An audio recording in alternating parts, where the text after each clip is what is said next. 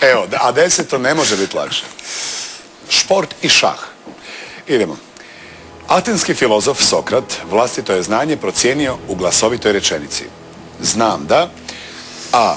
Puno znam, B. Malo znam, C. Štošta ne znam, D. Ništa ne znam. A Slaven rekao odgovor prije nek sam pročitao pitanje. Da nije fair. Se guminu lutku umjesto mene, ono.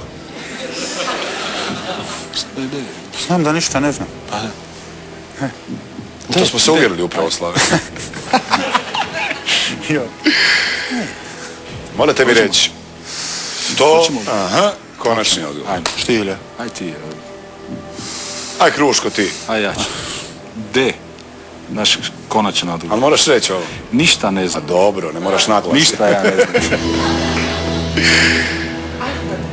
Filozof Sokrat živio je u drugoj polovici 5. stoljeća prije Krista. Ništa ne znam. Točan odgovor na 10. pitanje.